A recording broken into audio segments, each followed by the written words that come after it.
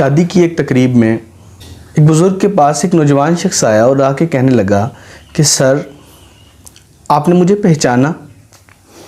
ان بزرگ نے اپنی اینک کو درست کیا اور بغور اس نوجوان کا مشاہدہ کرنے کے بعد کہنے لگے کہ ہاں میں نے تمہیں پہچان لیا، تم میرے پرائمری اسکول کے ایک شاگرد ہو۔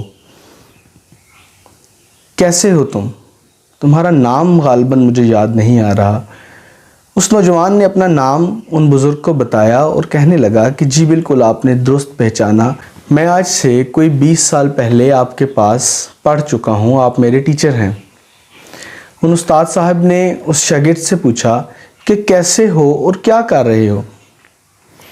وہ نوجوان کہنے لگا کہ سر میں بھی ٹیچر ہوں، میں بھی ٹیچنگ کر رہا ہوں، اور ٹیچنگ کرنے کا وہ جذبہ، وہ شوق، وہ جنون مجھے آپ سے ہی ملا۔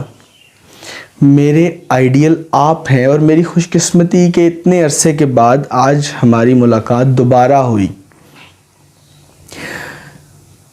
آپ کو یاد ہے کہ ایک دن ہماری کلاس میں ایک بچے کی خوبصورت گھڑی چوری ہو گئی تھی، گم ہو گئی تھی، اور وہ گھڑی میں نے چرائی تھی، اور آپ نے کہا تھا کہ جس کے پاس بھی وہ گھڑی ہے وہ مجھے خاموشی سے دے دے، میں اس کا نام نہیں لوں گا۔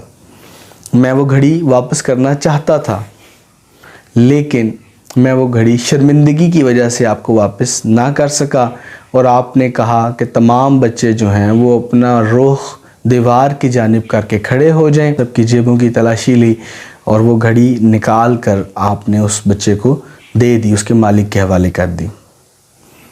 اور مجھے وہ شوق ٹیچر بننے کا اسی دن ہو گیا تھا، اسی دن سے میں آپ کو آئیڈیل سمجھنے لگ گیا تھا، میرے آئیڈیل آپ اس دن سے بن گئے تھے جب آپ نے یہ جان کر بھی کہ میں نے اس بچے کی گھڑی کو چرایا تھا، اس کو گم کیا تھا، آپ نے کسی کو نہیں بتایا تھا۔ تو وہ استاد صاحب کہتے ہیں کہ یہ بات مجھے یاد ہے، لیکن اس کے آگے بھی ایک بات ہے، اس سے آگے بھی ایک بات ہے، یہ بات مکمل آپ کو نہیں معلوم۔ اس سے آگے جو بات ہے وہ یہ ہے کہ اس چیز کا اندازہ مجھے آج ہو رہا ہے، اور یہ تم مجھے آج بتا رہے ہو کہ وہ گھڑی تم نے چرائی تھی، کیونکہ جب میں آپ سب کی پوری کلاس کی پاکٹس کی تلاشی لے رہا تھا، آپ کی جیبوں کی تلاشی لے رہا تھا، میں نے بھی اپنی آنکھیں بند کر لی تھیں کہ مجھے بھی پتہ نہ چلے۔ اگر وہ بچہ شرمندہ ہونے سے بچنا چاہتا ہے یا شرمندگی کی وجہ سے سامنے نہیں آنا چاہتا، تو میں بھی اس کا پردہ رکھنے کے لیے اپنی آنکھیں بند کر کر تلاشی لے رہا تھا۔ اس کے ساتھ ہی ان دونوں استاد شاگرد کی آنکھوں میں آنسو آ گئے۔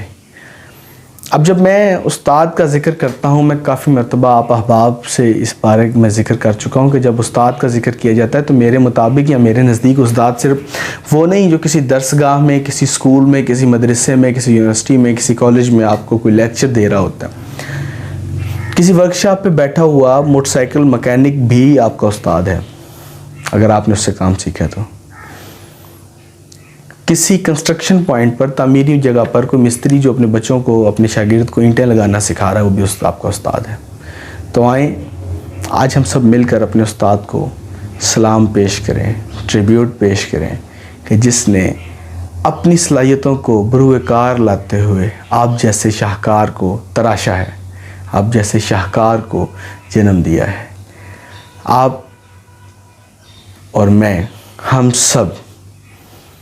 سب کی پروڈکشن کمپنی ہمارا استاد ہے، جس نے ہمیں اس حالت میں بنا کر دنیا کے سامنے پیش کیا کہ ہم دنیا کو اپنے کام سے، اپنی باتوں سے، اپنے عمل سے بہتر کر سکیں۔ آئیں آج ہم سب مل کر اپنے استاد کو سلام پیش کریں کہ جس کی کاوشوں سے اس دنیا میں ایسے باہنر اور باعمل افراد موجود ہیں، اور ضرورت اس امر کی ہے کہ ہم آنے والی نسلوں کو بھی استاد کا احترام کرنا سکھائیں۔ استاد کو صرف زر خرید غلام یا سیلری پیڈ پرسن کے طور پر ظاہر نہ کریں۔ استاد کا مقام دنیا کے سامنے لانا بہت ضروری ہے، خصوصاً اپنی آنے والی نسلوں کے سامنے، تاکہ وہ اپنے استاد کا احترام کریں اور آنے والے وقتوں میں ان سب چیزوں کو ساتھ لے کر چل سکیں جو چیزیں آج کے اساتذہ کے پاس ان کے سینوں میں محفوظ ہیں۔ اس کے ساتھ ہی اجازت چاہوں گا، دعاؤں میں یاد رکھیں۔ السلام علیکم ورحمۃ اللہ وبرکاتہ۔